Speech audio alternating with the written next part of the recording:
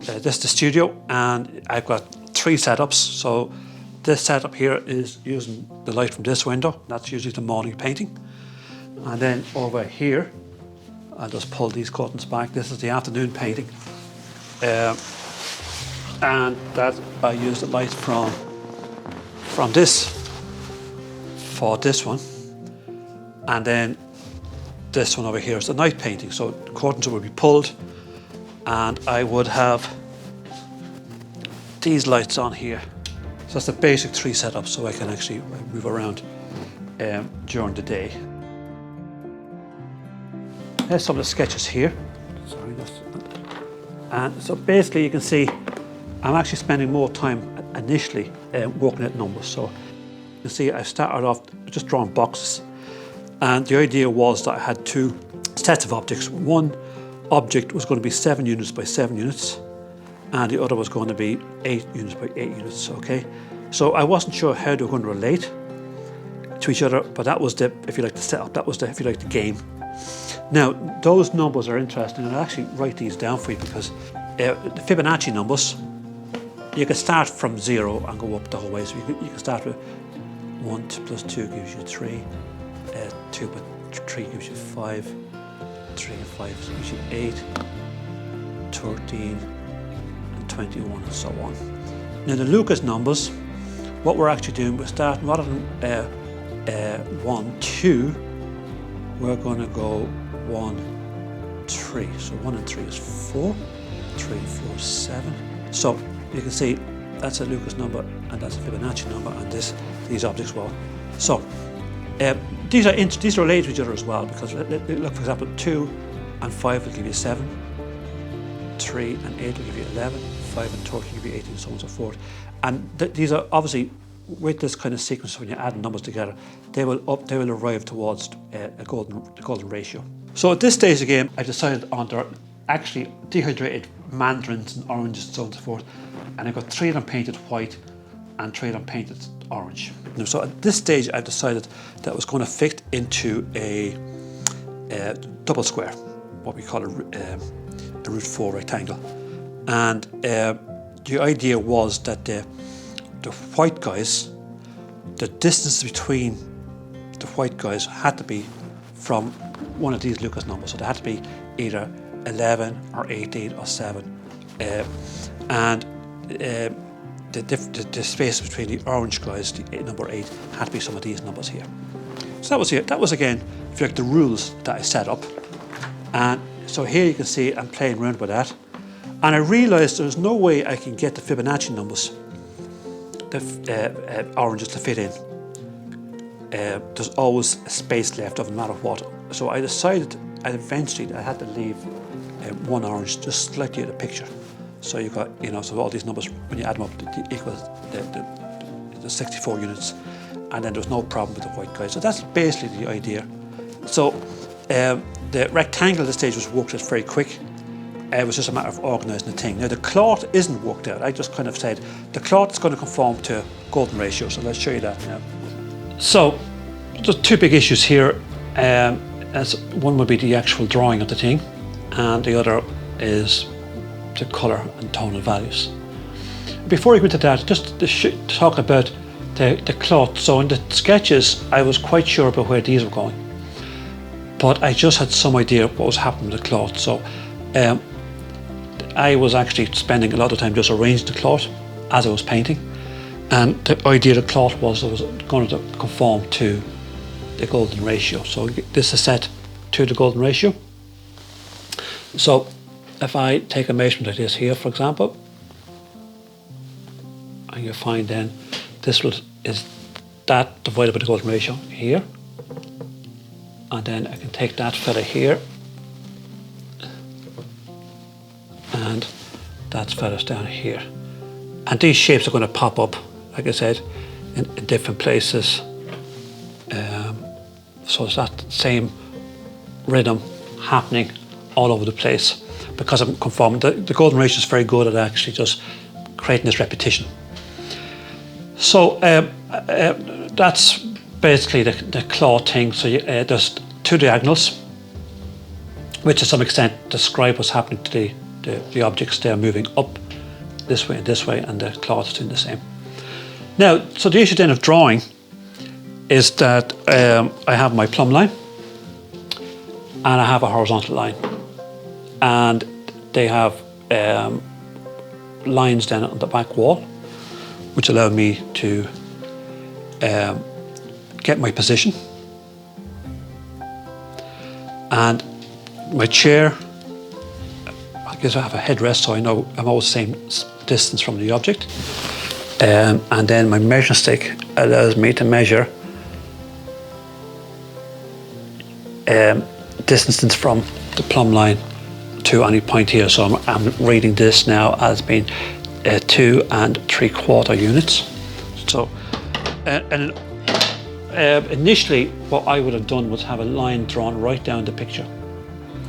And I would take the measurement from the scale down here, and then I would put it up here and click it off.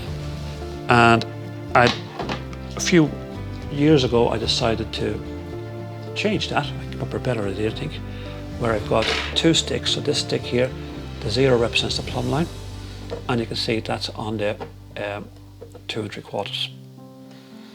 So I can measure everything this way from that, and then I have another one here for measuring. So this is the horizontal line, so I can measure from the horizontal line. So if I measure up and down from the horizontal line, I can put it there. So that's basically the measuring process, and that's why we have all these little points on the picture. So on the subject, I mark these points off, and then I plot those points out. So you can see it takes a long time, and it's a way of just breaking up the drawing into a different type of thing. It's totally unintuitive. So that's the drawing process. And again, I'm seeing everything in terms of numbers, which is what the picture's about as well. The next issue then is the issue of colour. And so, for example, I've established at a very early stage my darkest colours, these 2 guys here. And what I'm doing then is I'm trying to compare these dark colours with other colours. Now, how I do that, I've looked at these little cones, and that allows me to look at something. I can move that cone around, and the area surrounding the colour I'm seeing is always black. So that means that, you know, which way. So I can now hold a cone up here to this dark area, and a cone up here to this bright area, and I can look at those, and I can really see this is much, much brighter, and I also see it's slightly warmer. It's a warmer colour as well. So what I would do then is I have this colour established, and then I would mix a colour that I think is like this, and I'd hold it up against this. And then I would compare that and compare that. I'm actually be like someone's grabbing for straws in a river. So I've established kind of my brightest colours as these fellas here. Some of the darkest colours in the oranges, some of the brightest colours in the oranges. The darkest colours in the cloth here, and some of the brightest colours in the cloth, which might be here and somewhere along here. So all the time then I'm going to be comparing these colours, and every time I introduce a new colour, this could make me rethink some area I've painted. So it's a process then of pushing back and forth. So it's a process that allows you just to really look hard at the thing, and also what's happening, you can see that I don't have to paint one thing at a time. I don't have to start working this up. I can put a colour here and then put a colour here which is probably similar. So I know, because I'm reading those colours like this, I can see, yeah, they're actually quite similar. I think this is slightly brighter, and so I can paint this area, then I could paint this area, then I could look at this being brighter again, and you know, and so on and so forth. And so I can move around. This is the darkest cloth apart from this, and so that's the process. That's what happens all day. Very slow. You might get in the morning, you might get 4 or 5 of those areas plotted out and painted in, and that doesn't mean that's set. It could change. You know, the colour will definitely change, but the shape could slightly change as well. Gravity is constantly pulling this down. I have to go over and start pushing things back up.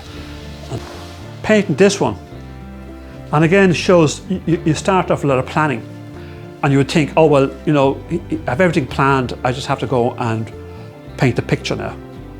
But it doesn't work that way. So I had actually initially a kind of a blue cloth on the table. I had a greenish background here and a kind of grey purpley foreground here.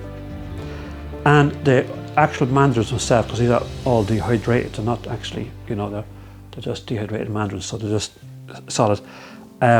These were actually painted a redder colour, a more rich orange. And I was working on this for a couple of months, and I wasn't happy with just the colour. I just felt that it wasn't working. So a few weeks back I decided, now I'm gonna just change everything. So I painted the mandarins a paler, yellower orange. I have a purple, bluey purple background, a greeny kind of table, which is a piece of cardboard. There's no creases in it, and then this green thing here. So all I've done here now is again established this is the brightest, that's the darkest area of the background, darkest area probably in the picture, with the exception of the shadows. This is the darkest green with the exception of the shadows. This is probably the brightest, so I'm kind of working at these. So I'm again moving around. The brightest orange, next bright orange, the darkest orange colour in this fella here. There'll be others over here. So it does. So I'm just establishing that, and this is all has to be overpainted. None of this is part of this picture now. All this has to be painted over. So it's kind of quite patchy, but it just again shows you that the painting can take a U-turn midway through. So that it's not like you have a plan and you stick to that plan to the end. It actually, anything can happen, and you just have to go with that. I mean, sometimes you might even cut a picture down or whatever. You can see that how like they're just little colours floating around the place, so they're not making much sense. And you can see there's no drawing.